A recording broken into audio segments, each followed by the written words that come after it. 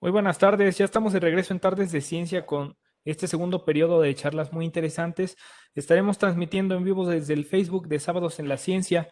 Les damos saludos afectuosos a la doctora Gladys Yáñez y un servidor Rodrigo López, quienes estaremos atendiendo las preguntas que nos vayan llegando desde el Facebook y desde esta sala virtual. Para ver y escuchar correctamente la charla, les sugerimos se mantengan apagados sus micrófonos y cámaras, deben estar en rojo. Y bueno, si ustedes quieren decirnos algo, por favor levanten la mano para que nosotros les demos la voz, ¿no? Ahora vamos directo con el doctor Ángel Trigos Landa, director general de investigaciones, quien hará la presentación de nuestro ponente del día de hoy. Bienvenido, doctor. Hola, ¿qué tal? Muy buenas tardes. Soy Ángel Trigos, director general de investigaciones de la Universidad Veracruzana. Me da mucho gusto estar de vuelta con todos ustedes en su programa Tardes de Ciencia, que organiza la Universidad Veracruzana en colaboración con la Academia Mexicana de las Ciencias. El tema del día de hoy será preguntas y respuestas sobre el universo, que nos la compartirá el maestro Julio Baizabal, de Neurona Red y Campamento Estelar, y quien se encuentra con nosotros en nuestra pantalla. Julio es físico y actualmente está cursando la maestría en física educativa y realiza una tesis acerca del uso de la divulgación de la astronomía en la enseñanza de la física en educación básica. Él evidentemente es un incansable divulgador, por lo cual lo felicito, de la ciencia, ya que se ha fungido como organizador local de la Semana Mundial del Espacio, la Noche Internacional de Observación Lunar, el Global Bracket Launch, las celebraciones de los 50 años del alunizaje, el programa Misión X, Entrénate con un astronauta de la ESA y la NASA, además de ser tallerista y conferencista en múltiples ocasiones, por lo cual le damos la bienvenida a este entusiasta y consolidado divulgador, a pesar de su corta edad, el maestro Julio.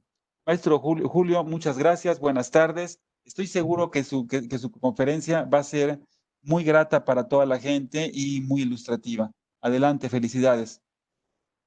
Hola, gracias, buenas tardes. Saludos a todos los que nos están viendo por los distintos medios en línea. Qué bueno que me dieron la oportunidad de estar por aquí.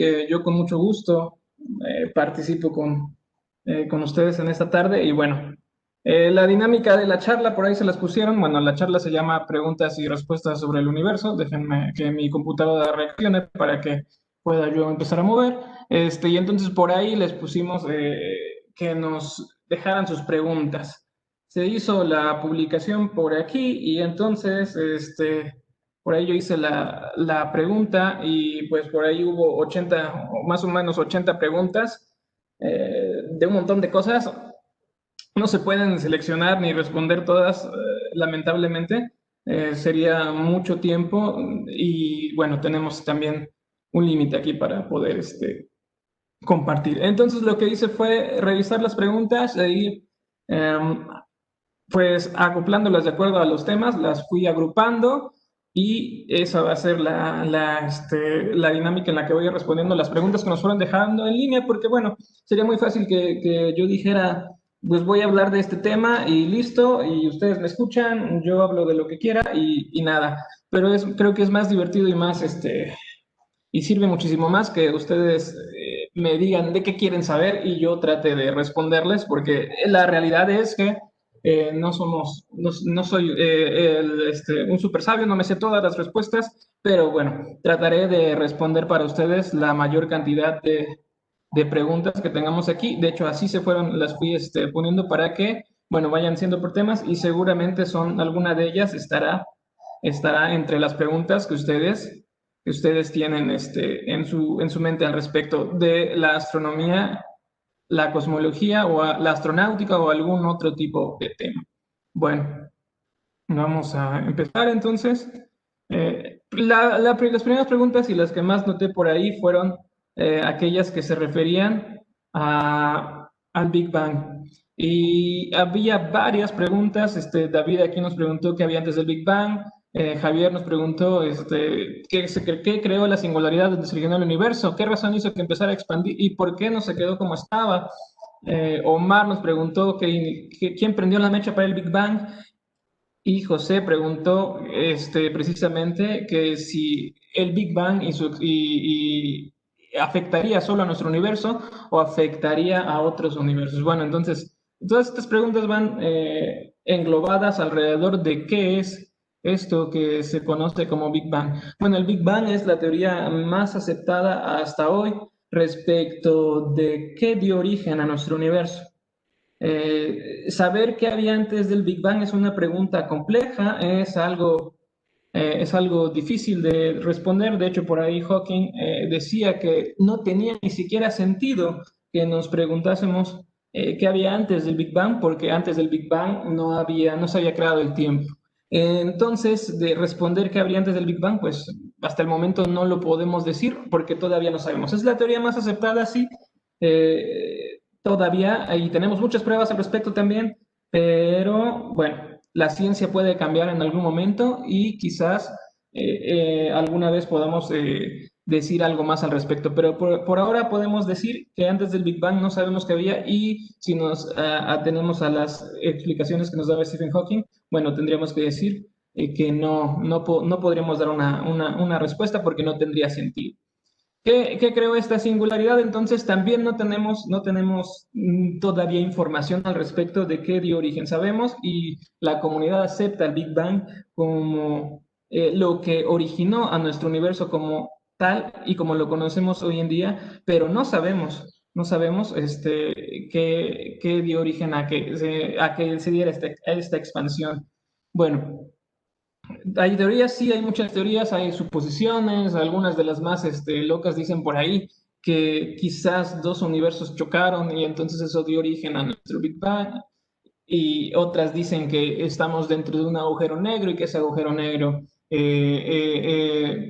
es donde existimos, y entonces todo lo que se tragó el agujero negro dio origen a nuestro universo. Bueno, hay un montón de locuras por ahí que solo son suposiciones, no podemos decir como ciertas, entonces la respuesta a esto sería que todavía no sabemos. Y eso responde a estas dos preguntas, ¿no? No tenemos todavía una respuesta al respecto de qué dio origen a eso. Y entonces, la cuarta, que dice que qué tan potente sería y si afectarían a otros universos, pues tampoco la podemos responder porque hasta hoy, y más adelante hablaremos más de eso, no sabemos y no podemos hablar de la existencia de otros universos más que el de nosotros. Y del de nosotros también lo tenemos hasta una limitante. No lo hemos observado por completo, no podemos observarlo por completo, y bueno, estaremos hablando más adelante al respecto de eso. Bueno, y las preguntas siguieron alrededor de esa cuestión. Mauricio nos preguntaba si el universo es infinito, ¿hacia dónde se expande? Bueno, ahí hizo una suposición él. Y Chris nos preguntaba por qué el universo no es esférico. Bueno, entonces, no sabemos la extensión total del universo. Nosotros nos limitamos a una región que llamamos el universo observable, que es la región desde la cual nosotros podemos o hasta la cual nosotros podemos observar, porque es el límite hasta donde nos llega la luz. Entonces, la luz de ese límite al que llamamos nosotros universo observable es la única que nos llega y nos va a llegar siempre. No vamos a poder ver más allá nunca. Aparte, el universo está expandiendo y de manera acelerada, entonces no podemos ver más allá de eso. La única razón o la única forma en la que tendríamos, o en la que podríamos nosotros saber y ver más allá de ese universo, bueno, entonces tendría que ser movernos, alejarnos del punto donde estamos ahora y que cambiemos ese límite del universo observable.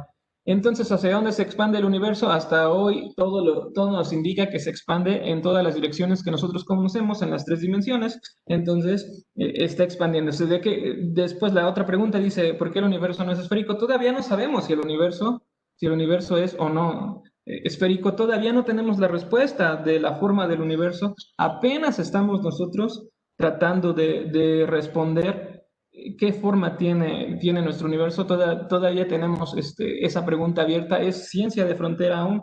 Necesitamos saber qué son dos cosas extrañas que por ahí también preguntaron más adelante, que son la materia y la energía oscura. Cuando nosotros sepamos qué son esa materia y esa energía oscura, bueno, podremos responder con más certeza cuál es la forma de nuestro universo. De todos modos, tendremos que pensar en algún sentido que quizás nuestra visión está sesgada porque pues nosotros vamos a estar viendo o estamos viendo solo una parte de este universo.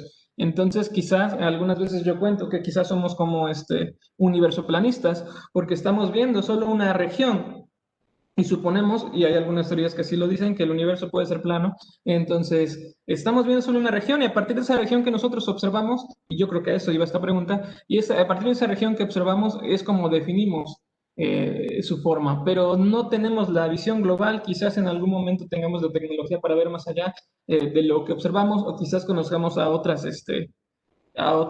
razas más inteligentes y que tengan acceso a llevarnos y a observar más allá, y entonces podamos responder esta cuestión. Pero hasta el momento no podemos afirmar que el universo no sea esférico, ni que sí sea esférico, o que sea plano, o que tenga forma de papa, como yo digo por ahí en algunas de las charlas, que es ayer puse una publicación ahí en Neurona, tiene que ver en realidad con un paraboloide. Bueno, tiene que ver con otras situaciones.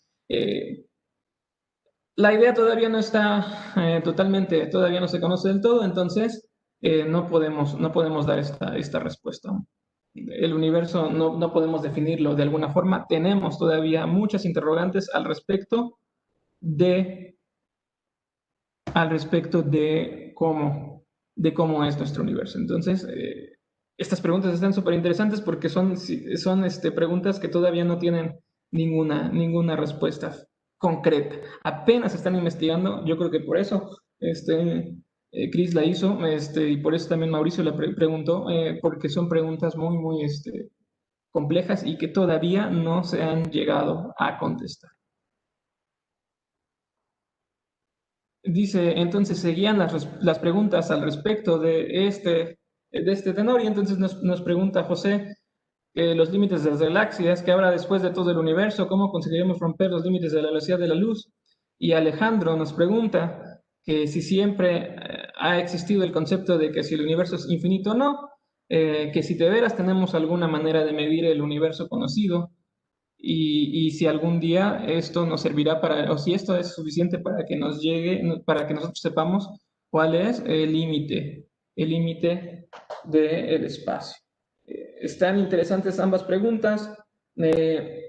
Pues nosotros ya tenemos estudiados bien las galaxias, nuestra propia Vía Láctea desde hace más de 100 años. Se están estudiando las galaxias, sus tamaños, sus dinámicas, de eso se encarga la astrofísica. Eh, y también estamos estudiando con la cosmología esto que nos pregunta Alejandro al respecto de si el universo es infinito. No tenemos todavía, como les dije, una respuesta como tal, pero sí tenemos varias teorías. Varias teorías al respecto de que el universo puede estar autocontenido. Podemos también decir al respecto de que el universo se está expandiendo en una sola dirección. Entonces, todavía no tenemos una respuesta como tal.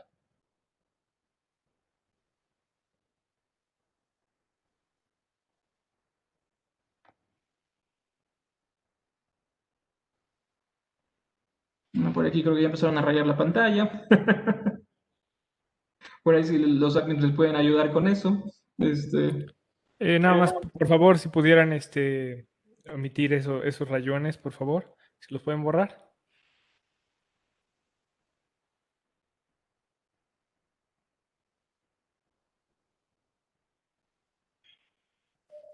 Adelante, Julio. Ok.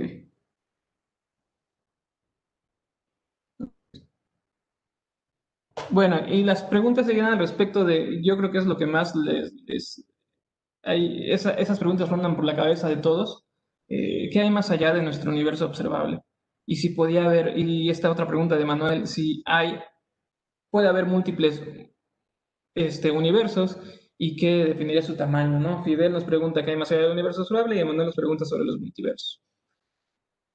Hace 100 años nuestro universo estaba limitado a nuestra Vía Láctea. No conocíamos o no pensábamos que existiera nada más allá de la Vía Láctea, y pensábamos que el universo abarcaba solo hasta nuestra Vía Láctea. No teníamos más. Denme un instante que se está descargando mi computadora, si no se va a apagar. Listo. no teníamos más información al respecto y nosotros consideramos que el universo llegaba hasta ahí, hasta los límites de nuestra Vía Láctea. Entonces tuvo que llegar Edwin Hubble para hacer mediciones y al medir eso, o las distancias de algunos objetos que había observado 200 años antes, Charles Messier notó que las distancias a las que se encontraban no concordaban con las distancias a las que se esperaba, estuvieran dentro de nuestra Vía Láctea. O sea, las distancias a las que estaban algunas de esas galaxias eran mucho mayores a las del tamaño de la Vía Láctea, y eso implicaba que esas galaxias estaban más allá de nuestra Vía Láctea, y entonces implicaban que por sí mismas eran otros objetos, y entonces eran otras galaxias. De repente el universo creció y ya no era solo nuestra Vía Láctea, sino que había cientos y cientos de más galaxias, se siguieron observando muchísimo más, y entonces sabemos hoy que hay decenas de miles de millones de galaxias más allá afuera. Entonces tenemos el universo muchísimo más grande. Pero eso se podía observar, podíamos ver esas galaxias y podíamos entonces estimar su distancia, y entonces sabiendo el tamaño de nuestra Vía Láctea, pudimos confirmar que no estaban dentro. El problema fue que esto no puede, el problema es que no podemos hacer esto con lo que nos preguntan aquí de los multiversos.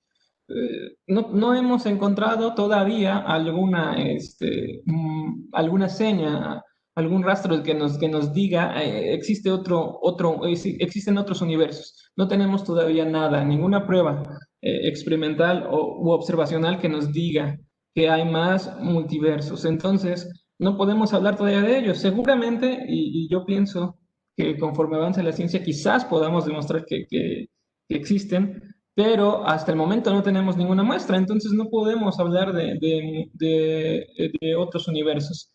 Esto ya cae casi siempre en un poco de ficción, en algo de amarillismo por ahí de algunas páginas, de algunos blogs o de algunos canales. Entonces esto ya va más allá. Solo podemos teorizar al respecto de su posible existencia, pero no tenemos muestras respecto de esos otros universos, y entonces no podemos hablar de características al respecto de ellos, y no podríamos decir nada, porque, bueno, no tenemos información.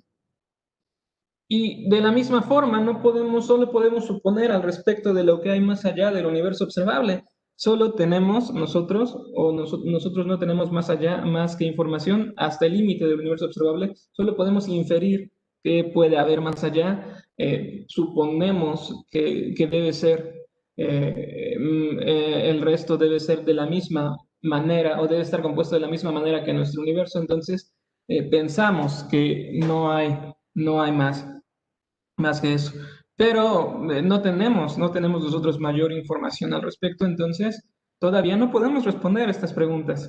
Y eso está súper interesante, porque me gusta que hayan preguntado esto, porque son preguntas a las que no podemos dar respuesta aún, y que eso va a implicar que muchos de los que preguntaron, si aún son estudiantes o jóvenes que estén viendo esto, bueno, sean los que quizás en algún momento ayuden a responder estas preguntas, y nos den por fin en algunos años quizás una respuesta, y podamos ya hablar al respecto de estas cuestiones con mayor seguridad, y no simplemente diciendo o explicando algunas suposiciones como tal, ¿no? Sino ya respuestas en sí al respecto. Pero por el momento no tenemos información para poder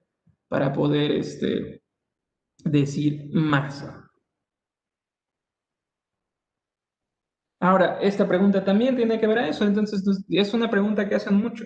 ¿Y existirá entonces, primero, existen universos paralelos? Bueno, ya dijimos, no tenemos ninguna evidencia de que haya algo así. Y nos preguntan mucho también, porque es otra cosa que nos venden mucho en la ciencia ficción y en las novelas, o en algunos blogs o pseudoblogs, de la existencia de mundos paralelos, y pues tampoco, no tenemos ni siquiera, si no tenemos información al respecto de otros universos, bueno, menos tenemos información al respecto de mundos como el nuestro. Tendría que existir entonces otro universo donde existieran las características similares y hubiera otra Tierra como la de nosotros. Bueno, eso sería un relajo, pero tendríamos que caer ya en el terreno de pseudociencia y especulación para poder explicar no tenemos nada más, no es así como tal cual, dibujar dos líneas y así dos mundos, ¿no? No se puede.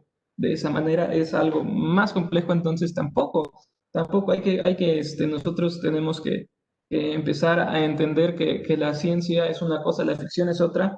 Y bueno, algunas ideas venden muy bonito, como la de los multiversos o como la de los universos, para los mundos paralelos, pero bueno, no tenemos más evidencia. Por ahí algunos se van hasta la cuántica, y la cuántica sí nos habla de realidades diferentes y otras posibilidades, pero vamos a lo mismo, porque en este sentido, la cuántica solo es válida para el mundo atómico y no es válida para nuestro mundo cotidiano. ¿No? No podemos nosotros hablar al respecto de esto en ese sentido. Entonces, bueno, no hay evidencia al respecto de mundos mundos paralelos o iguales al nuestro.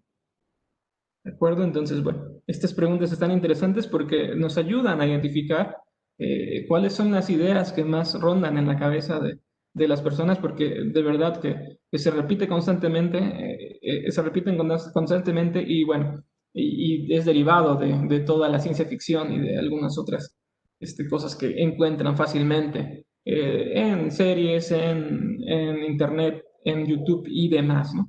Hay que ser cuidadosos al momento de observar y hablar al respecto.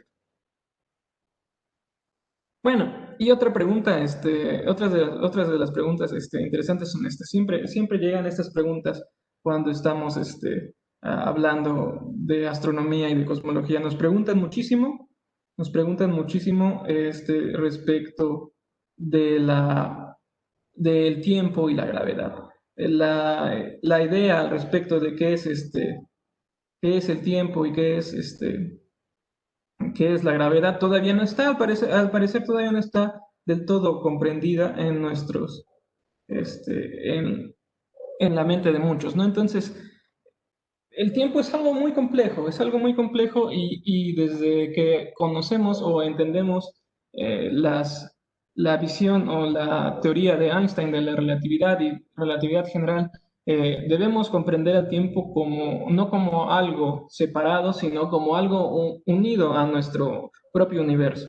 Einstein definía al espacio-tiempo como uno solo y hoy lo entendemos como tal. El espacio y el tiempo se están generando a partir del Big Bang y conforme el universo se expande, se está creando más tiempo y se está creando también al mismo tiempo más espacio. Entonces son todo como tal y en ese sentido podemos entenderlo únicamente como una dimensión más de nuestro universo en donde nosotros nos movemos siempre hacia el futuro de acuerdo a las leyes de la física como la segunda ley de la termodinámica.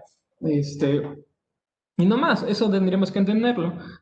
Podemos entender el tiempo desde otras perspectivas, perspectivas filosóficas, perspectivas más simplistas como la humana, que para nosotros en nuestro sentido cotidiano el tiempo simplemente es una medición que hacemos con un reloj y ya, no tiene mayor implicación.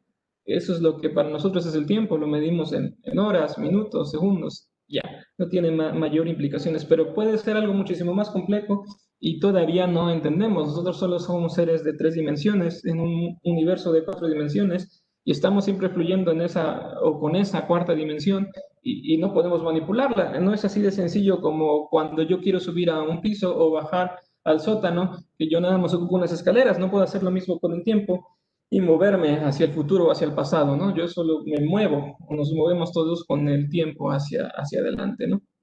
Ahora, la gravedad también se puede entender de dos maneras distintas.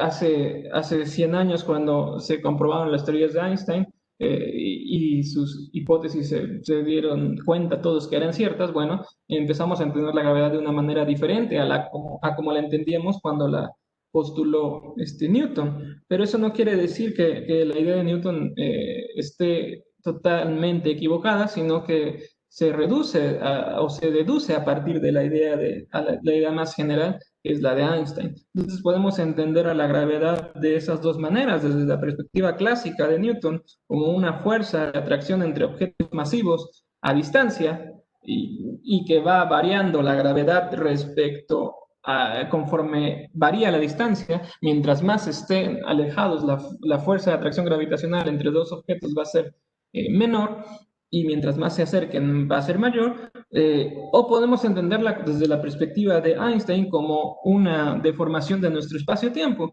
y entonces podríamos entenderla también así, y ninguna de las dos estaría equivocada, simplemente serían un caso específico de la otra, ¿no? Entonces, los objetos muy masivos, según la teoría de la relatividad, van a deformar el espacio-tiempo, y esa deformación, mayor o menor, produce la gravedad. Entonces, la gravedad ahora se podría entender como una deformación del espacio-tiempo, y podríamos entenderlo hasta sencillo.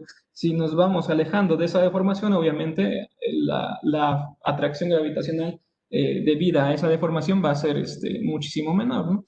La interacción va a ser menos.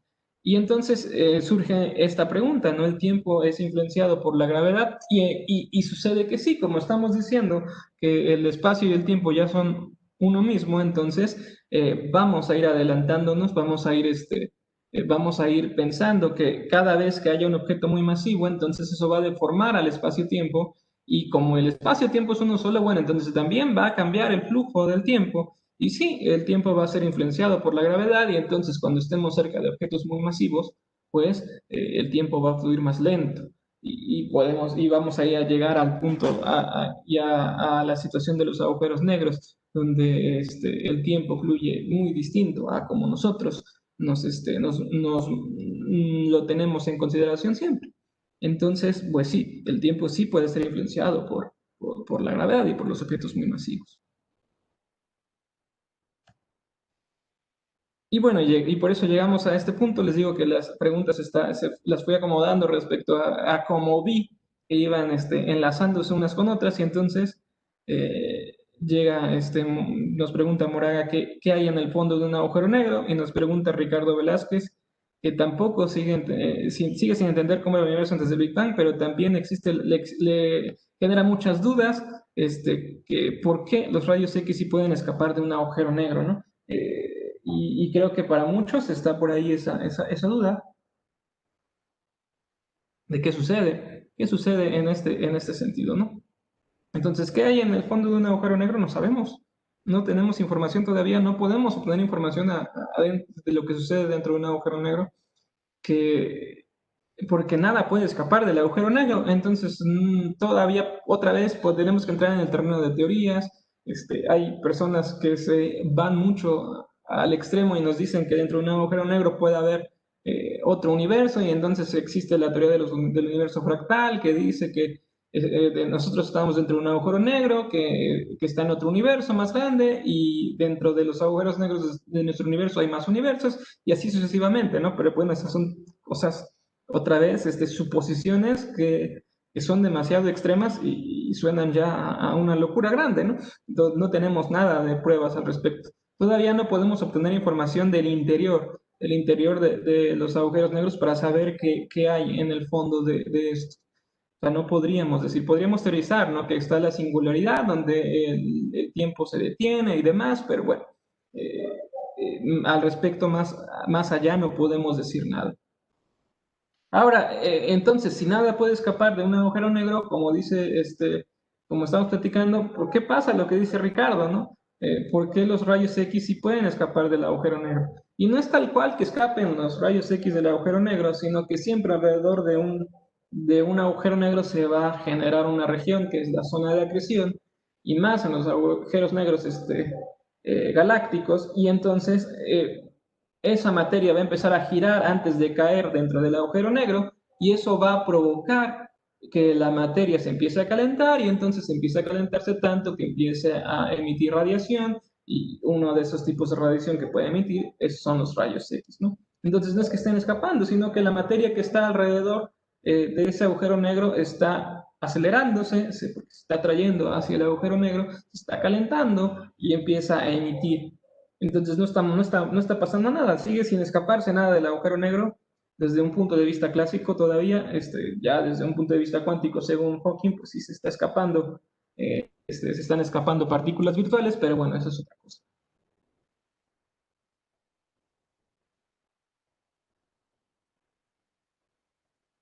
Y bueno, y nos dicen aquí, hablo del puente de Einstein-Rosen, y nos preguntan qué onda, qué pasa con qué son esos, y que si los agujeros negros podrían tener la función o podrían actuar como puentes de Einstein-Rosen, y cuando nos hablan de estas cosas de los puentes de Einstein-Rosen, seguramente nadie dice nada, y todos se quedan pensando, ¿y eso qué onda?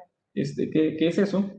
Pero no tiene nada que ver más que con, no hay otra situación que contar más que respecto de los que sí se conocen y son como que muy típicos en las conversaciones de este tipo, los agujeros de gusano, ¿no? Cuando alguien habla de un puente de Einstein-Rosen, está hablando de un agujero de gusano.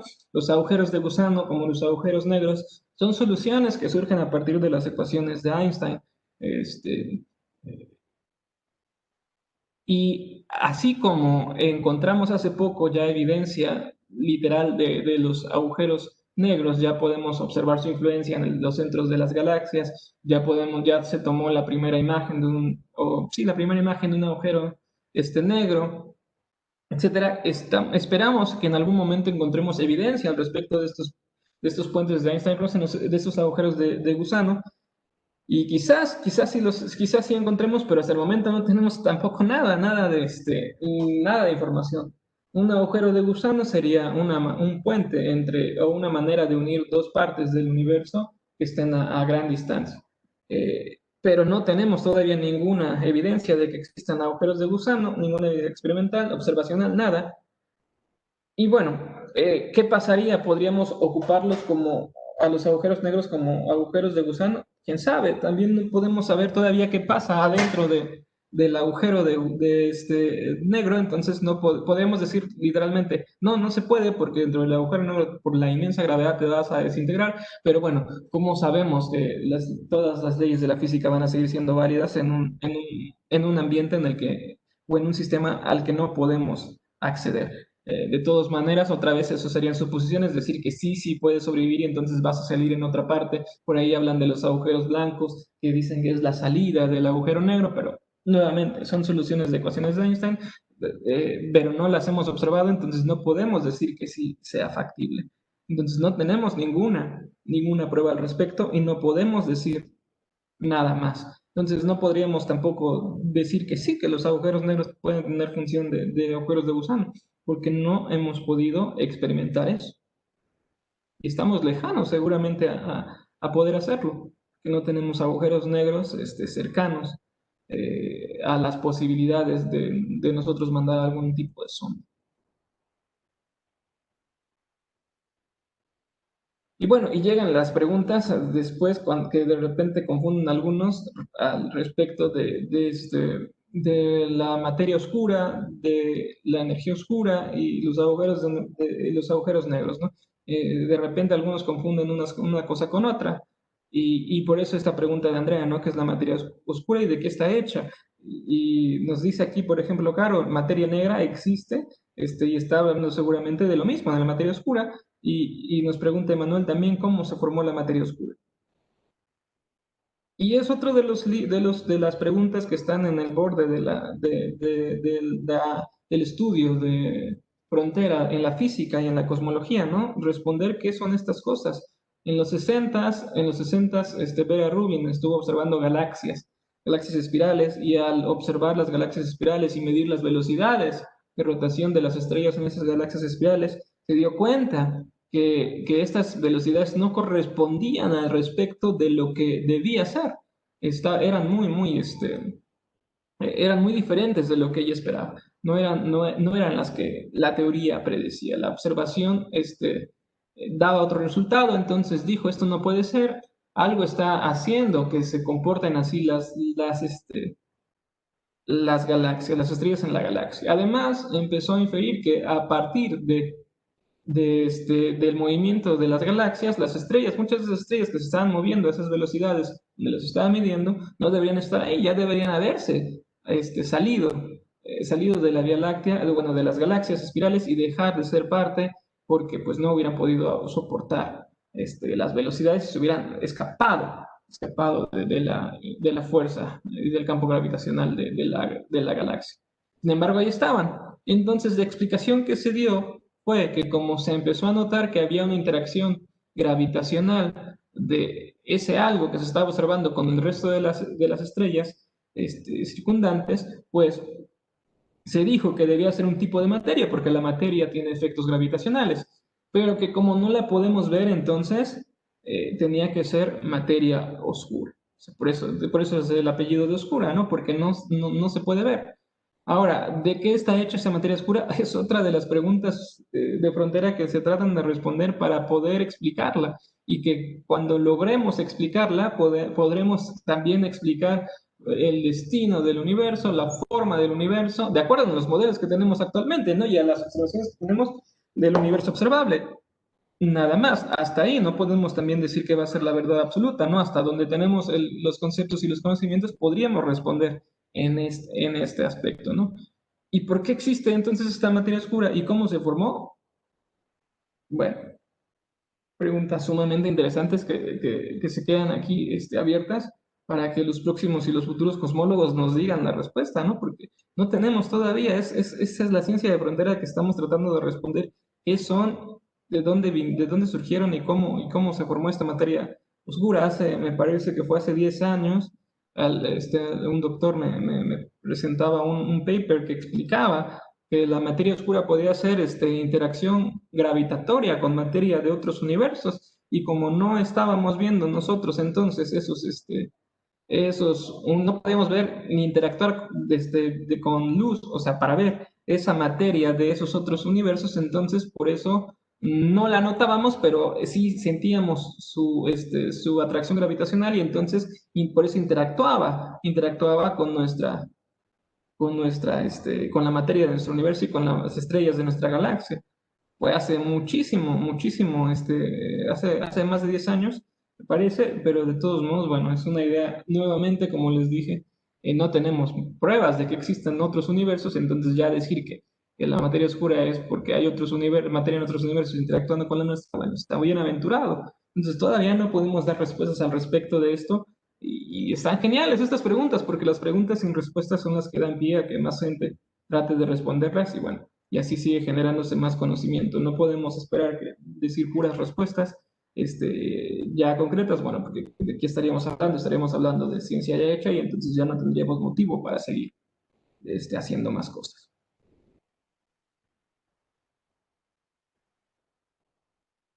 Bueno, y esta es otra que llega muy seguido ya. Nos movimos de la estructura del universo y nos empezaron a preguntar. Marco pregunta, si alguien está en el espacio, ¿dónde es arriba y dónde es abajo? Y Omar nos pregunta al respecto, si entre más rápido te mueves en el espacio, más lento te mueves en el tiempo, ¿sería posible moverte más rápido en el tiempo, pero más lento en el espacio? Y bueno, son preguntas súper interesantes, ¿no? ¿Dónde está arriba y abajo en el espacio? Bueno, no existe como tal. Tendremos siempre para nosotros decir dónde estamos o cómo nos estamos moviendo, necesitamos un marco de referencia. O sea, necesitamos un punto o que sea la referencia para poder nosotros explicar qué onda. Si no tenemos esa referencia, no podemos ni siquiera decir que nos estamos moviendo. No podríamos ni siquiera notar que nos estamos moviendo si no estamos verificándolo respecto a algo. Entonces, necesitamos nosotros saber alguna referencia para poder responder esto. En el espacio como tal, entonces no hay arriba ni abajo, simplemente si alguien va a navegar en el espacio tiene que tener alguien que lo esté guiando, y precisamente muchas veces se hace a partir de las estrellas, y así se van moviendo, y otras veces se hace desde la Tierra es el marco de referencia, entonces nos están guiando a las ondas a partir de la Tierra, y desde nuestra perspectiva vamos diciendo dónde está, no la nave desde donde se va moviendo, no vamos diciéndole dónde está, y entonces eso ayuda a que la nave vaya corrigiendo su trayectoria y llegue a donde debe llegar, o se mueva hacia donde tiene que ir. Ahora, esto está también muy interesante. Sí, mientras más rápido nos movemos en el espacio, debido a efectos relativistas, el tiempo empieza a fluir más lento, entonces ahí surgen algunas paradojas y algunos experimentos que ya se han hecho, de hecho, en la Tierra con dos gemelos. Hace poco se lanzaron dos gemelos, había dos gemelos, uno se quedó en la Tierra y otro se fue al espacio, como la estación espacial orbita a velocidades que son fracciones mínimas de la velocidad de la luz, entonces ya tiene algún tipo de efecto relativista, entonces sí se notó que el tiempo había fluido un poquito más lento para uno de los gemelos, entonces era un poco más joven, unos nanosegundos, nada prácticamente, pero era más joven que su hermano, entonces se notó esto que pregunta Kiomar. Ahora, entonces, si nos movemos más rápido en el tiempo, nos moveríamos más lento en el espacio.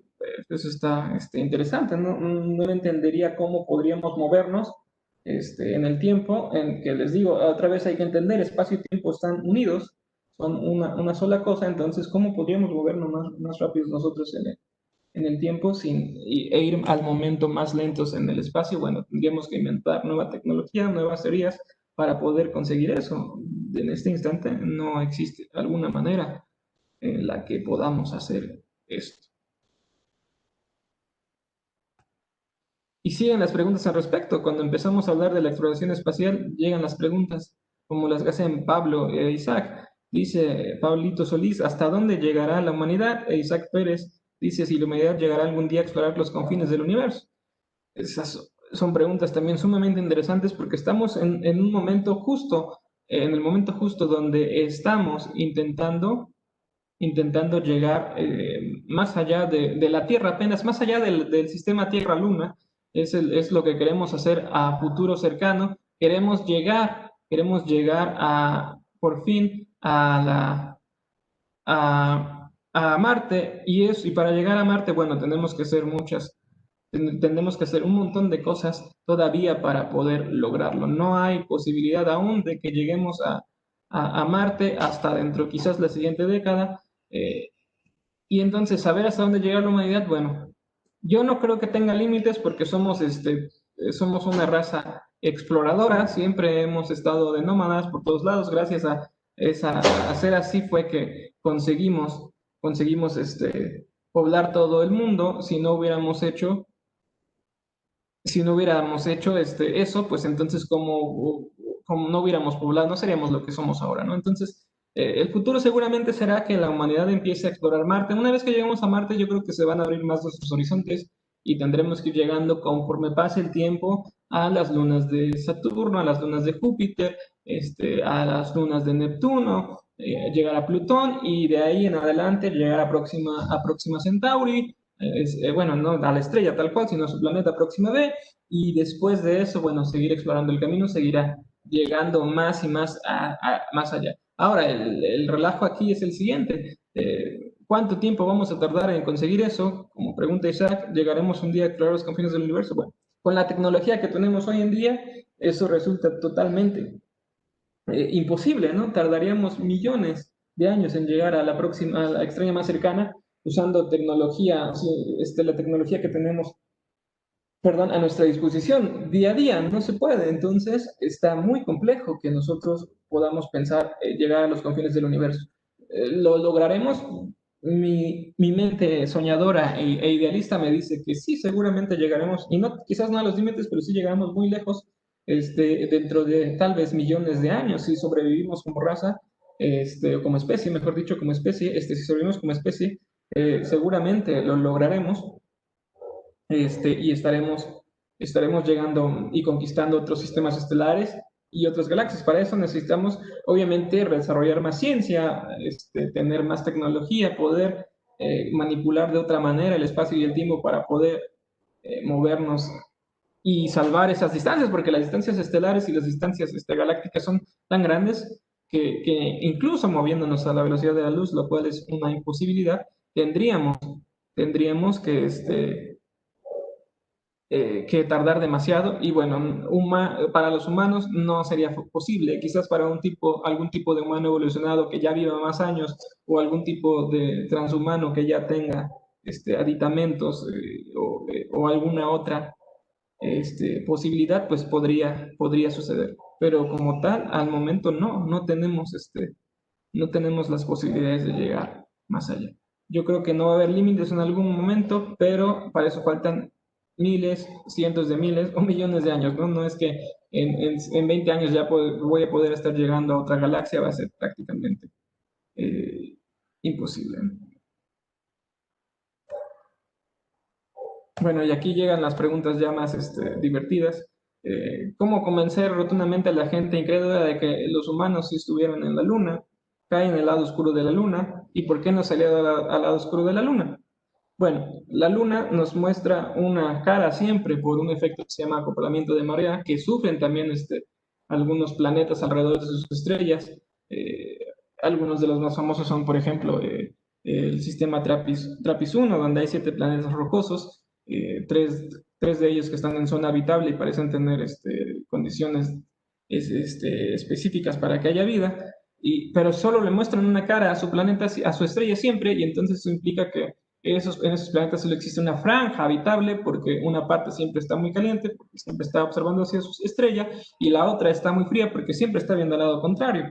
Lo mismo pasa con nuestra luna, siempre está observando o siempre estamos viendo nosotros una misma cara. Pero eso no quiere decir que el lado oscuro de la luna no haya sido visitado. Desde los 60, las sondas Luna de la Unión Soviética llegaron y tomaron las primeras fotografías. Y así ha habido muchísimas más sondas que han estado fotografiando y tomando imágenes de esa región. E incluso hace poco una sonda china llegó a esa región y germinó una semilla, me parece que era de algodón. Eh, entonces, sí se ha ido. No han ido humanos, no han ido humanos porque es más fácil llegar al lado visible y entonces es más factible, ¿no? Llegar ahí no nos cuesta tanto, es más rápido. Ahora, ¿cómo convencer rotundamente a la gente de que sí pasó eso y que sí se ha llegado? Bueno, eso es otra pregunta más difícil. La idea principal sería, bueno, habría que mostrarle, explicarle en los videos, hacerle toda la explicación física al respecto de por qué se ve como se ve y qué implica que estemos ahí en la superficie. Podríamos, si tenemos más recursos, si estamos en un laboratorio, si tenemos acceso a un laboratorio y tenemos acceso a láseres potentes, podríamos tratar de reflejar el láser en alguno de los espejos que dejaron los astronautas de las misiones Apolo en la superficie para medir cuánto se está alejando cada año la Luna. La distancia, de hecho, fue para medir la distancia promedio de la Luna a la Tierra, pero con eso se notó que se está alejando de la Tierra cada año unos cuantos centímetros, ¿no? Casi tres por año. Entonces, podríamos mostrarlo de esa forma, podríamos llevarlos a visitar museos. En Universum me parece que hay un pedazo de roca lunar, entonces podríamos llevar por ahí a esos lugares a que observen esos pedazos de roca, tratar de enseñarles que no son iguales a los que tenemos aquí en la Tierra. Entonces, con eso los podríamos tal vez convencer de que sí se ha ido a la Luna. Y bueno, toda la teoría, la tecnología que se puede encontrar por todos lados, podemos mostrarles todo lo que hay al respecto de, pues, la tecnología que se usó para llevar astronautas a la Luna y que hoy usamos nosotros para nuestro beneficio personal, ¿no? Los toppers que usamos para guardar comida, los tenis, los brazos robóticos, tantas cosas que surgieron de la carrera espacial que hoy, que hoy son de uso cotidiano, ¿no? Las pantallas táctiles, no, hay demasiada tecnología. De hecho, pueden buscar en la NASA, métanse a la NASA y pongan ahí patentes y van a encontrar que incluso hay un concurso de patentes de la NASA, bueno, hablando solo de una agencia espacial, ¿no? Bueno, de la agencia espacial que llegó con humanos a la Luna, hay un montón de patentes y hay concursos de patentes cada año para ver quién hace la mejor patente, que reditúe más para, obviamente, para su empresa, pero para que vean que sí se está creando un montón y por ahí van a encontrar seguramente esas patentes de las que les estoy hablando, ¿no? De estos aditamentos que se desarrollaron para el viaje a la Luna y que ahora son de uso común, ¿no?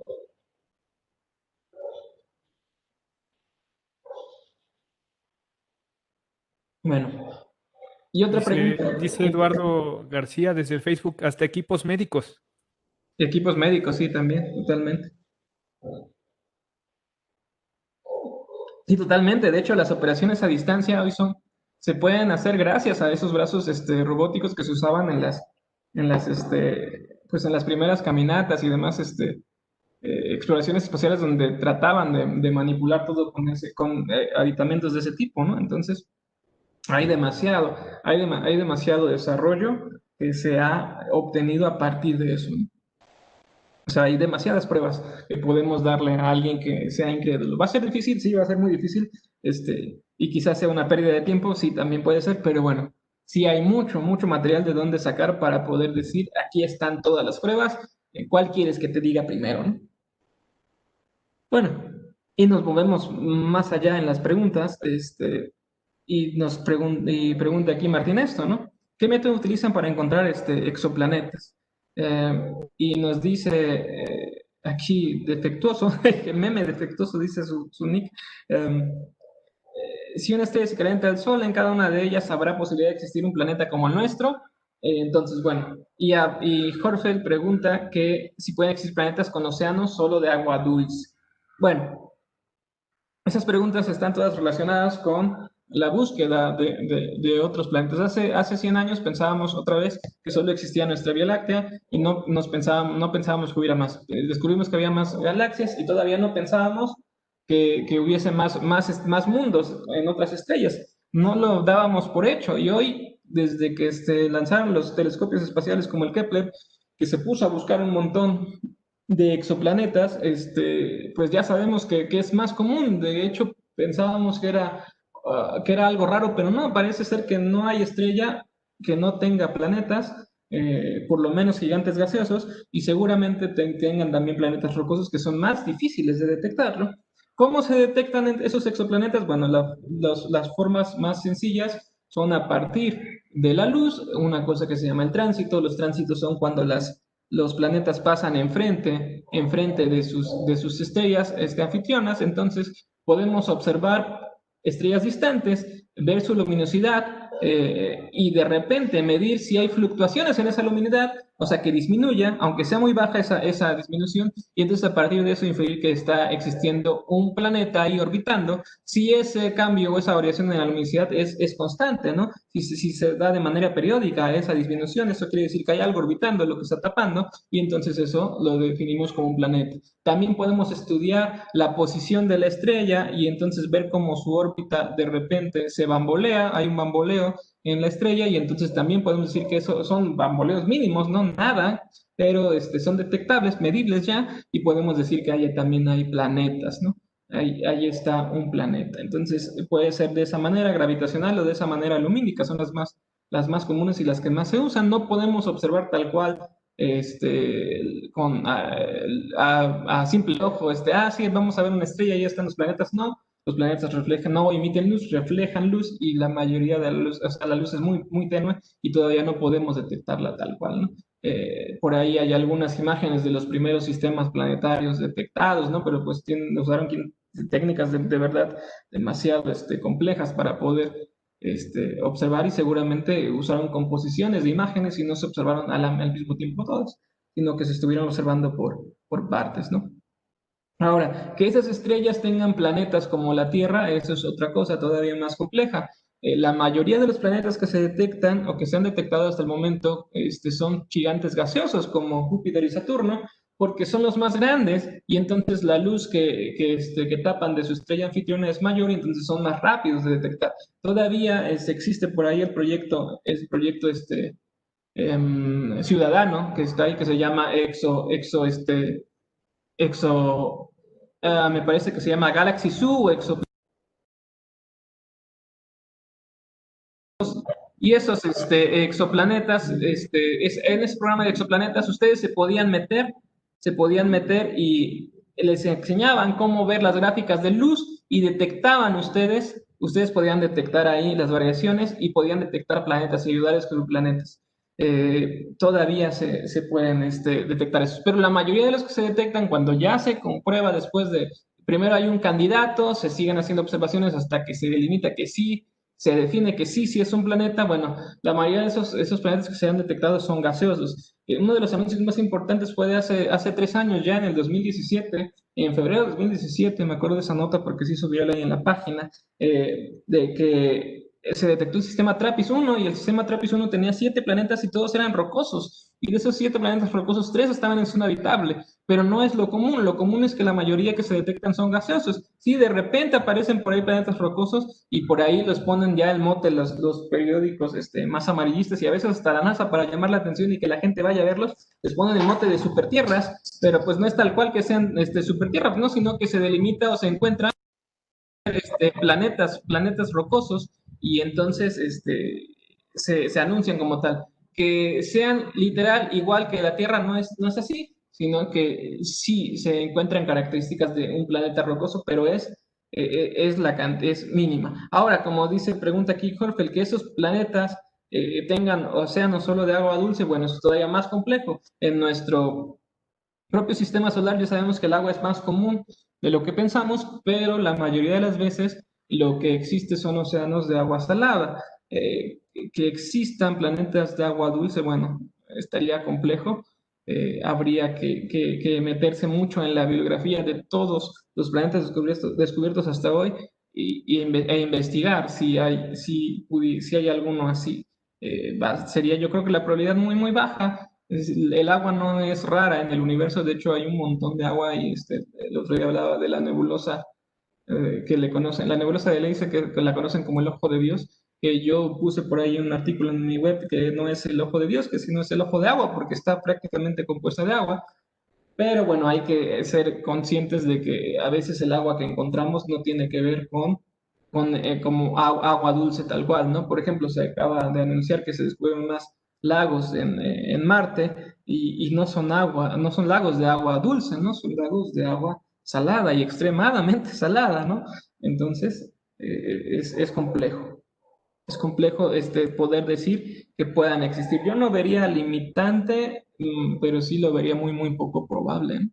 O sea, no puedo decir no, tal cual, cero, nada probabilidad, pero sí, se debe ser muy baja y las condiciones de que deberían existir para que ese planeta fuese así solamente de agua dulce, bueno, tendrían que ser extremadamente así como que literal, condiciones muy específicas. Bien, y al respecto de los planetas, pues siempre surgen esas preguntas como la que hace Marcos, ¿estamos solos? O la de Jorge, que dice que si existe alguna civilización que nos está observando.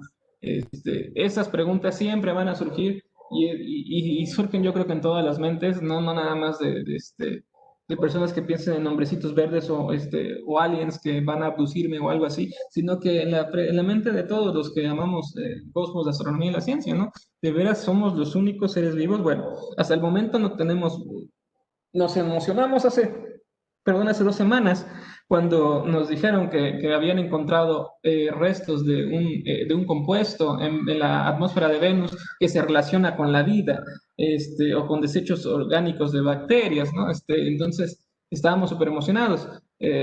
Por ahí, cuando nos dijeron que había lagos abajo de la superficie de Marte, pues también sufrió emoción. Cuando Cassini encontró hace 3 años que en los geysers de Encelado había componentes que son básicos para que exista vida, también nos emocionamos cuando nos ponemos a pensar en Europa, que también tiene un océano interior que también es de agua salada, nos emocionamos más. Entonces, eso nos pone a pensar, bueno, estamos cerquita de decir que no estamos solos, que hay más vida en algún otro lado, pero pues todavía está complejo.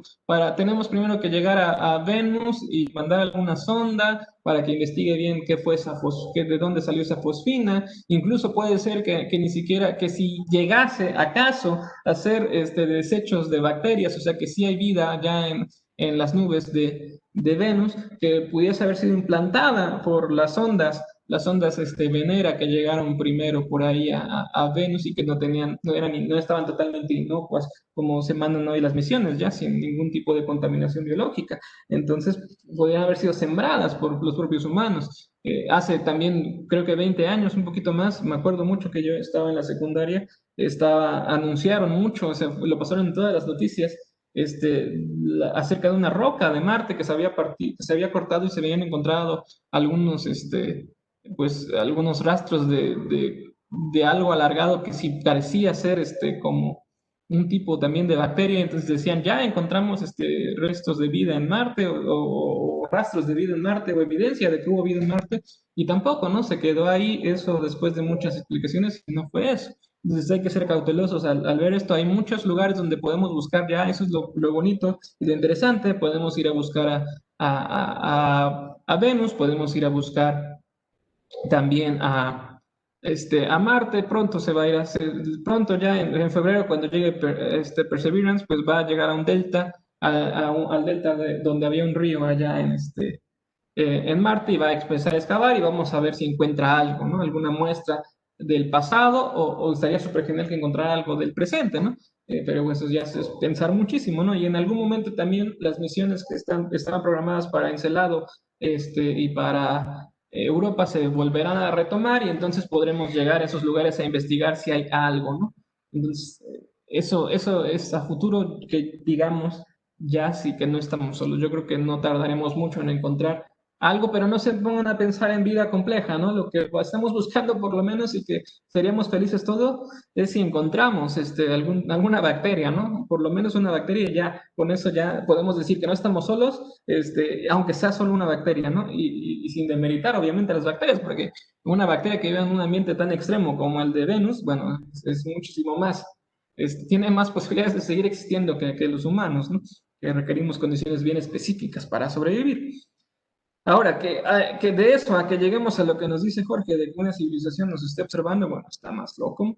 Y por ahí tendremos que entrar en las paradojas, en las paradojas de Fermi, en la paradoja de Fermi, en la ecuación de Drake, ¿no? La ecuación de Drake nos dice y nos calcula con un montón de suposiciones y, bueno, de términos que son suposiciones y una multiplicación muy larga, cuántas civilizaciones podrían estar existiendo en este momento en nuestra Vía Láctea, ¿no? Por lo menos en nuestra Vía Láctea, y ya después podemos extenderlo hasta el universo, ¿no? Entonces tenemos que contar cuántas estrellas hay en la Vía Láctea, cuántas estrellas tienen planetas, cuántos de esos planetas son rocosos, cuántos de esos rocosos son habitables, tienen agua, pueden tener vida, desarrollan vida como tal, de esa vida evoluciona, se vuelve compleja, esa vida compleja desarrolla inteligencia, esa vida inteligente sobrevive, desarrolla métodos para comunicarse, y con eso obtenemos un número.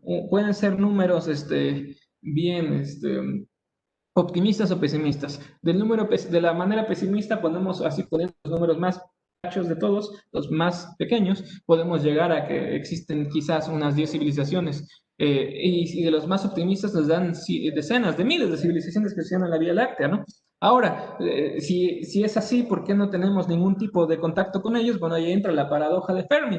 Dice que puede ser que esas civilizaciones vayan surgiendo, pero como los tiempos estelares y astronómicos y los tiempos en el universo son tan grandes, las civilizaciones surgen en un momento de la historia de la galaxia o del universo y de repente llegan a su clímax y se terminan extinguiendo o terminan desapareciendo. Y cuando van a desaparecer o cuando están a punto de desaparecer es cuando surge la siguiente raza o la siguiente especie y entonces ya no conviven y así sucesivamente. Entonces puede ser que haya cientos de miles de civilizaciones desarrollándose o decenas y les estamos mandando mensajes para decirles hola y no nos están escuchando porque no han desarrollado tecnología para entendernos. O al revés, puede ser que quizás que haya civilizaciones tan avanzadas y que no nos estén notando, que nos estén mandando mensajes y nosotros somos los que no les entendemos porque no tenemos todavía la tecnología. Pero según la paradoja de Fermi eso no es posible, no existimos al mismo momento que otras civilizaciones y entonces por eso estamos siempre solos o no entendemos, nunca tenemos respuesta, ¿no? Es algo que yo les explico a mis alumnos de repente como la paradoja de la hormiga. Imagínate que vas en el auto a toda velocidad en la carretera y vas en tu mundo y tratas de ver, ¿alguna vez has notado alguna hormiga por ahí? Pues yo creo que no, solo alguien muy observador o un biólogo seguro, muy apasionado, habrá notado alguna vez un hormiguero o una hormiga. De otra manera, si vas rápido no ves nada y eso no implica que no haya hormigas ahí. Y para las hormigas también, ellas están en sus cosas y seguramente no te notan, entonces ni unos ni otros se perciben y es porque tenemos tecnologías y visiones totalmente distintas de donde vivimos, ¿no? Entonces quizás también podría ser eso. Están por ahí los Fast Radio Birds, que no sabemos qué son y que algunos hasta se aventuran a decir, pues es que son los sonidos o los remanentes de motores de naves alienígenas, pero pues no, esas también son suposiciones bien extremas, ¿no? Todavía no sabemos qué son, no se han explicado los Fast Radio Birds y hace poco se anunció que se estaba detectando uno que se repetía de manera periódica y entonces ya estaban muy emocionados también, pensando en que podría ser algo como señal de que pueda ser vida inteligente en algún otro lugar, pero pues están a distancias gigantes, o sea, grandísimas. Esas se emitieron hace millones o miles de millones de años, entonces, incluso si llegásemos en algún momento a descifrar que sí son de algún origen inteligente, tendríamos que decir que son simplemente que ya no existen seguramente esas razas. Entonces, que nos esté viendo alguna civilización avanzada, bueno, está complejo. No, según la paradoja de Fermi tendríamos que decir que no. Y según lo último que les dije, quizás ni siquiera nos pudieran observar o ni siquiera nos notarían, ¿no? Seríamos algo así como que insignificantes si llegasen a existir razas tan avanzadas, ¿no? No seríamos, no sé, en este momento, cuántas hormigas han visto pasar a su lado, o cuántos insectos, o cuántos aves, o cuántos animales han visto pasar a su lado. Quizás ninguno, porque están atentos, o si ya se fueron, igual vieron alguno, pero si no, seguramente no han visto ninguno, pero eso no implica que no estén ahí, simplemente no los han notado, ¿no? Entonces, bueno, hay muchas Eh, explicaciones al respecto, ¿no? Julio, del Facebook, Eduardo García dice, ¿los tardígrados son bacterias? No, los tardígrados no son bacterias. Para más explicación de los tardígrados, ahorita les voy a recomendar un canal para que vayan a ver respecto de cómo identificar este tipo de seres vivos, ¿no? Pero no son bacterias. También tenemos otra pregunta aquí en el foro de la Secretaría de Capacitaciones Juveniles.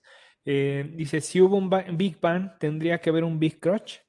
Ah, bueno, esa pregunta está interesante y eso tiene que ver precisamente con lo que decía hace rato de la forma y la composición del universo.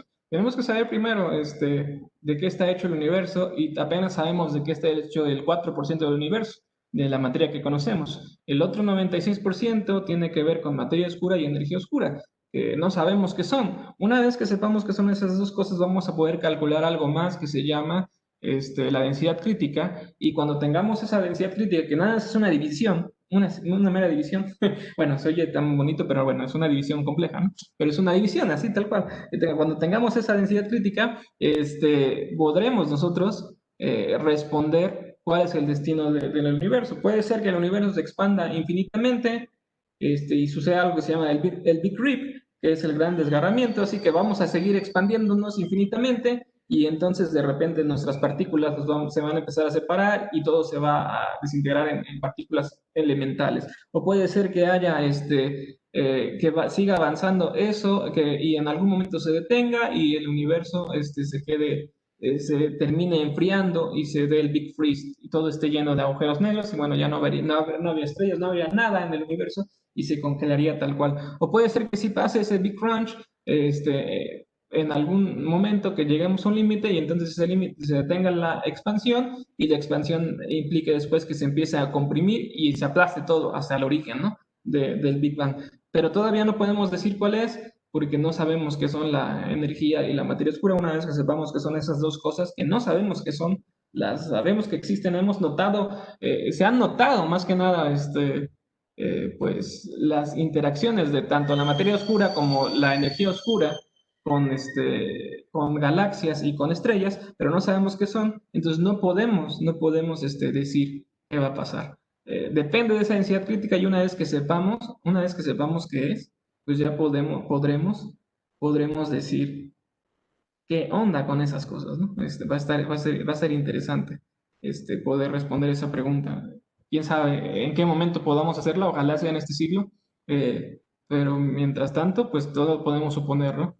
Es una opción, sí, el Big Crunch es una opción, pero bueno, para decir que sí va a pasar, tenemos que hacer esa cuentita y saber qué son esas cosas que llamamos hoy en día materia y energía oscura, y les pusimos esos nombres, esos apellidos de oscuro, porque no los podemos ver, o sea, podemos notar su interacción con la materia y con las galaxias, y suponemos esa energía oscura más que nada, porque la energía oscura es algo que suponemos que está haciendo que el universo se expanda de manera acelerada, está empujando, por decir así, a las galaxias para que se alejen cada vez más entre sí, pero nada más, no tenemos más más información al respecto y obviamente sí hay un montón de cosmólogos por ahí tratando de explicarlas, pero pues todavía no hay más información y no podemos decir, hasta que tengamos esa respuesta podremos ya decir, ah, pues sí, te vas a morir congelado, te vas a morir desgarrado en todas tus partículas o te vas a morir aplastado, ¿no?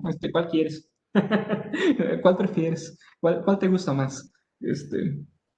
Bueno, otra de las Tengo preguntas. otra pregunta de Armando Bárcenas. Dice, ¿puede haber semejanza del universo y el mundo microscópico? Saludos.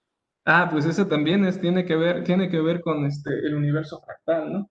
Que dicen que el universo se repite de manera indefinida hacia arriba y hacia abajo, ¿no? Entonces, pero otra vez, eso nada más es una mera suposición, no podemos todavía decirlo como tal, porque no estamos limitados al universo observable y hasta que no logremos salir de esa burbuja de universo observable, pues no podemos decir más, ¿vale?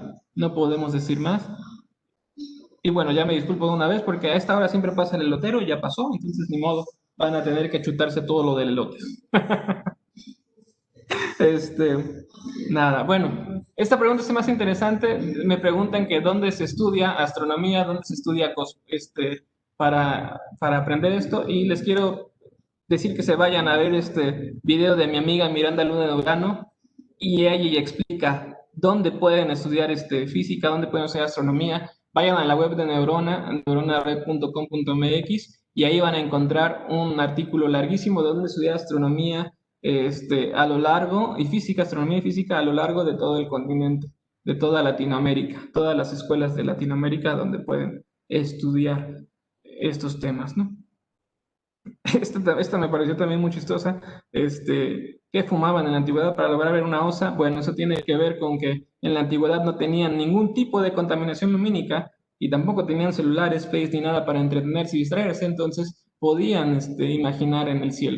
De todos modos, sucede también que a veces lo que pensamos que es la osa mayor, o la osa menor, solo nos están mostrando una parte de esa constelación y por eso nosotros pensamos que es mucha invención, pero cuando vemos la osa como tal, todas las estrellas que la forman, pues nos damos cuenta que sí tiene algún cierto tipo de forma de eso.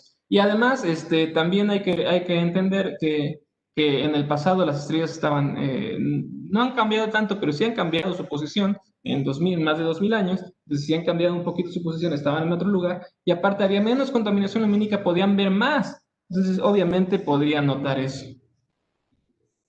Y esta también está interesante. ¿Habrá leyes que no se han descubierto? Pues seguramente sí, y esperemos que sí. Estamos todos esperando por fin ya, de una vez, que haya el siguiente super cambio en la ciencia, así como pasó hace 100 años con Einstein. Que alguien llegue, diga Einstein estaba bien, pero a medias, y tenemos que ahora agregar esto más y entonces tener nueva ciencia que nos dé nuevas respuestas y que nos haga llegar más allá. Ojalá sí haya más leyes que no se hayan descubierto. Yo espero que sí, cuando empecemos a conocer más allá. Y bueno, todavía hay un montón, no sé si haya más preguntas por allá, creo que esta es la última ya. Sí, ya es la última, entonces, Sí, hasta ahorita sí. si hay más preguntas por ahí en el Face aquí, pues podemos responderlas antes de...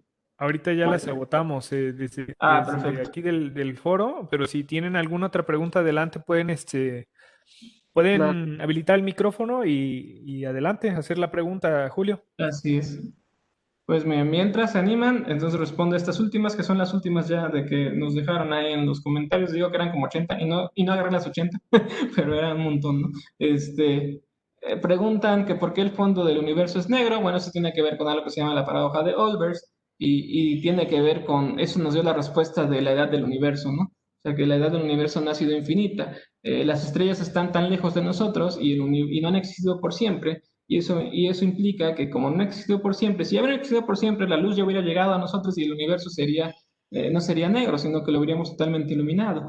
Como no es así, entonces, como tienen una edad finita y aparte viven también de manera finita, entonces no ha alcanzado la luz de las estrellas a llegar y a cubrir todas las regiones del universo, y entonces por eso vemos esa aparente oscuridad, ¿no? Que en realidad simplemente es eso, ¿no? Que la luz se dispersa y no logra iluminar todo, ¿no?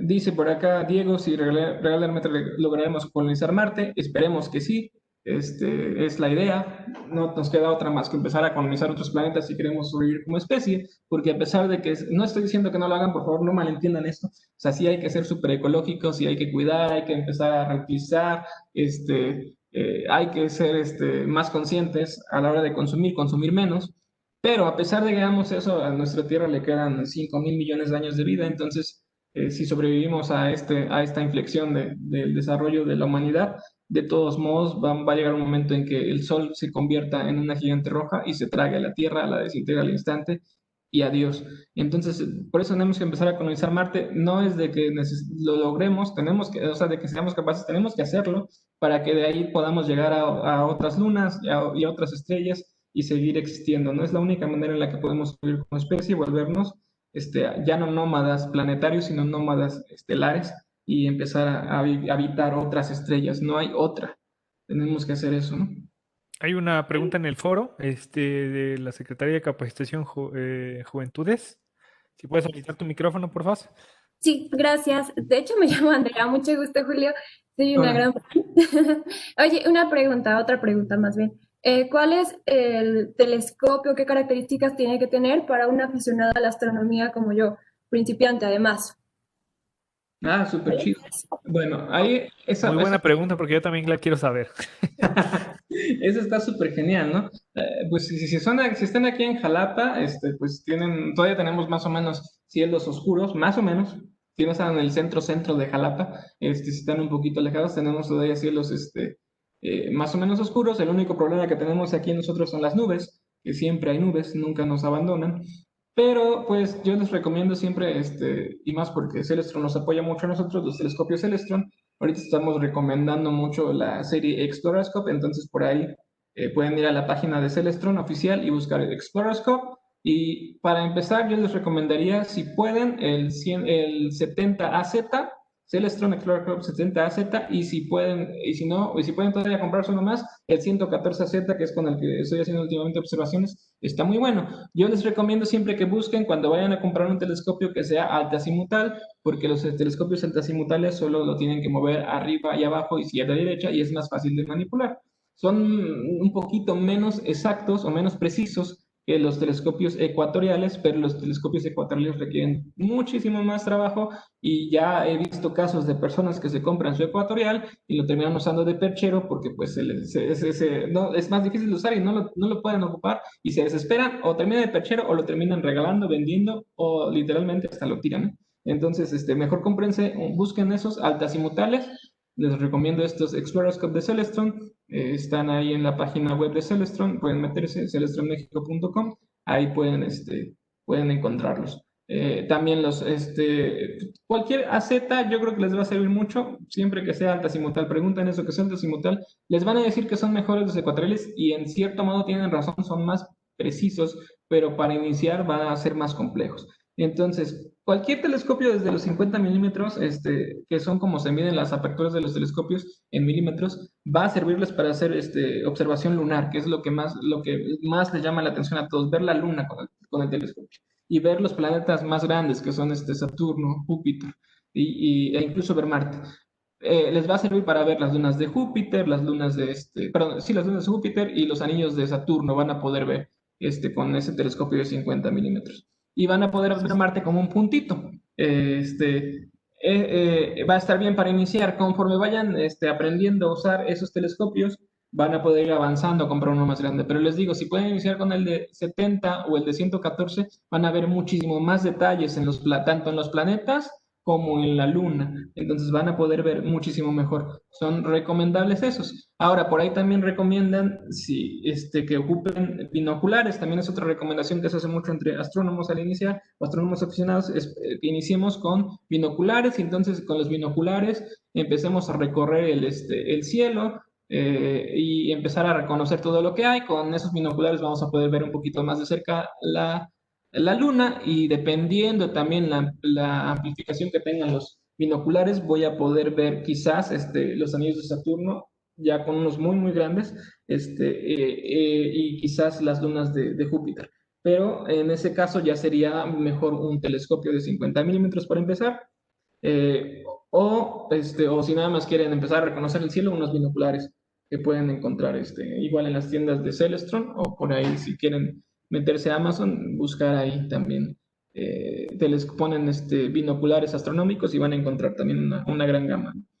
Yo recomendaría para iniciar, así literal, así si ya quieren una recomendación específica, busquen Explorascope 70AZ y con ese inicien y van a poder ver un montón. O 76AZ me parece que también hay. Entonces eso sería así como que la recomendación así exacta y precisa. Ese cómprense. Ese cómprense. Es bueno saber todo eso. En sí, hace unos días, creo que fue el fin de semana, bueno, me avisó una compañera y ponente de Tardes de Ciencia, Jacqueline Suset, Rechi, que iba a verse Júpiter y Saturno, ¿no? Hace unos días estuvo viéndose aquí en Jalapa. Sí, de hecho se ven se ven todo el año, pero se ven en horarios distintos, ¿no? A veces se ven de madrugada y muy poquito tiempo en la madrugada, o a veces se ven de tarde. Ahorita se están viendo de tarde, ahorita que empiece a oscurecer, que ya sean, no sé, las 7 y media, vamos a poder ver tranquilamente Júpiter y Saturno a simple vista, se ven a simple vista, solo que nada más los van a ver como dos puntitos, no los van a ver como más. Van a verlos nada más así y no van a poder notar ustedes más detalles. Con el telescopio es como podemos notar, ya empezar a ver las lunas y los anillos. Pueden seguir en mi página en Neurona Red, ahí hacemos transmisiones todo el tiempo. De hecho, queremos hacer transmisión de Marte. Pronto creo que ya me están escribiendo, de hecho, para eso, que ya quieren que si vamos a hacer la transmisión de Marte, porque solemos hacer transmisiones para que pues empiecen a notar cómo se ven con los telescopios, para que no se ilusionen, porque de repente hay unos telescopios que ponen en la caja una cosa y cuando lo apuntas hacia el cielo, hacia esos puntitos que sabes que son planetas, o que descubres que son planetas, con los programas que puedes encontrar o que traen, te das cuenta de que no se ve tal cual y pues te desilusionas. Entonces nosotros hacemos esas transmisiones para que veas tal cual como se va a ver y no haya así como que te engañamos, sino que se ven como nosotros te lo mostramos. Ahí pueden meterse ahí a la página de Facebook, ahí estamos haciendo casi todos los días. Mientras esté despejado y hoy está despejado, seguramente habrá transmisión de la Luna más al ratito y quizás haya de Marte y de Júpiter. Bueno, y esta era la última diapositiva, pero antes de las preguntas eran los comerciales. Entonces, precisamente para los que se quieran ganar un telescopio, pues vayan ahí a la página de Neurona, estamos rifando 3. Entonces, si alguien si antes de comprarse el suyo quiere ganarse uno, pues vaya por ahí con nosotros. También los invito a unirse al Club de Astronomía de Neurona, tenemos sesión mañana y también regalamos telescopios. Mañana vamos a regalar uno. Vayan ahí a la página de Neurona Red en Facebook, o pueden escribirnos un correo a neuronaredoficial @gmail, y ahí también podemos decirles cómo unirse al Club de Astronomía. Pueden escuchar también el podcast de la Gaceta Sideral en Spotify, que estamos hablando de astronomía. Por ahí está la historia de las primeras mujeres en el espacio, y de las mujeres que nos ayudaron a llegar a la Luna.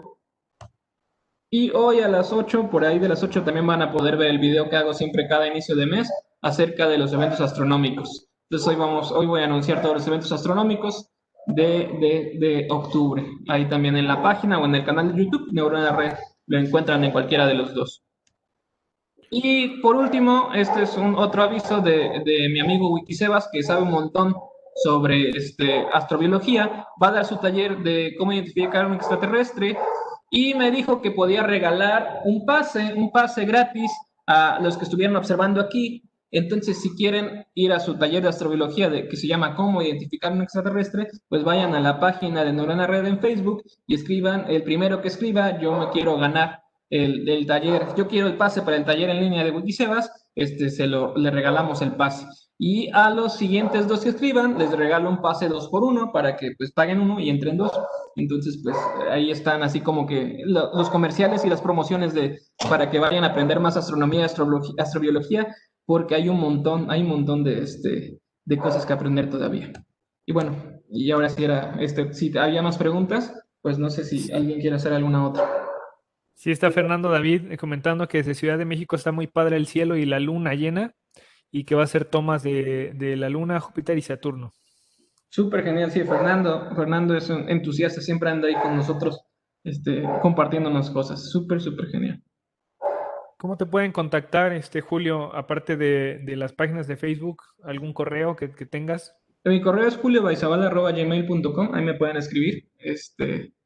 Ahí pueden escribirme cuando quieran o me pueden encontrar en Facebook también como profe Julio Baizabal o maestro Julio Baizabal. Les tengo el perfil normal y la fanpage, pueden encontrarme ahí. Pueden escribir a Neurona Red Oficial también, seguir los canales que ya les dije. Neurona Red lo encuentran en YouTube, en Facebook, en Instagram, en Twitter. Así literal, nada más ponen Neurona Red y encuentran todo lo que, las páginas oficiales de mis redes, ¿no? Les los invito a que el domingo nos acompañen a las 4. También vamos a inaugurar la Semana Mundial del Espacio con la Sociedad Juvenil de Jalapa, Sociedad Juvenil Científica de Jalapa. Vamos a inaugurar la Semana Mundial del Espacio a las 4 de la tarde. Lo podrán ver también ahí por Facebook. Y toda la semana vamos a tener charlas al respecto de la Semana Mundial del Espacio, ahí en la página de Neurona Red. Y pues estén atentos porque siempre estamos haciendo un montón de dinámicas para regalar telescopios. Acabamos de regalar uno el sábado pasado con Celestron por la Noche Internacional de Observación Lunar. Se fue hasta Chiapas el telescopio que regalamos. Entonces, pues por ahí pueden estar atentos a todo lo que hacemos. Nada más vayan a la página, denle like, o suscríbanse al canal de YouTube y ahí van a poder tener toda esta información que siempre estamos haciendo, o acceso a estas dinámicas que siempre estamos haciendo.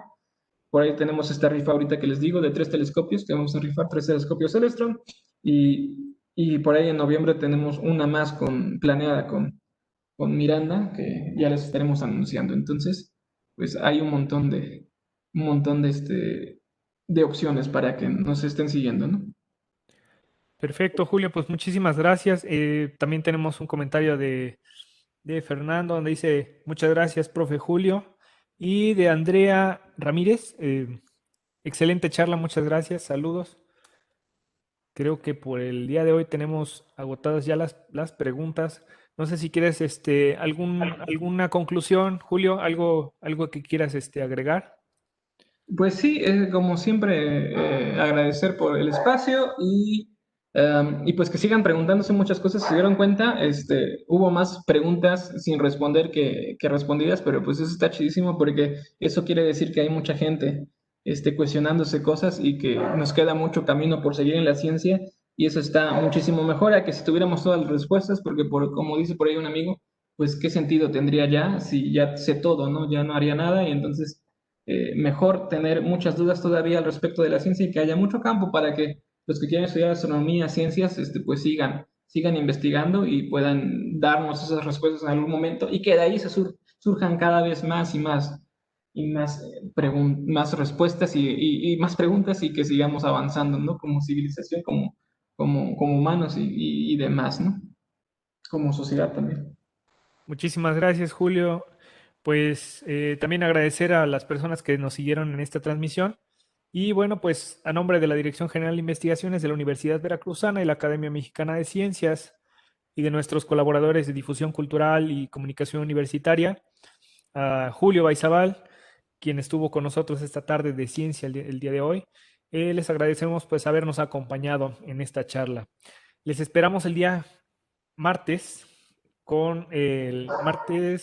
estamos martes 6, si mal no recuerdo, con la charla Física Aplicada en apoyo al combate de la pandemia COVID-19, que nos compartirá el doctor Héctor Hugo Cereceo de la Facultad de Física de la Universidad Veracruzana por este mismo enlace en punto de las 5 de la tarde, no se lo pierdan. Y pues muchísimas gracias, nos vemos la próxima semana. Gracias, Julio. Sí, hasta luego. Hasta luego a todos.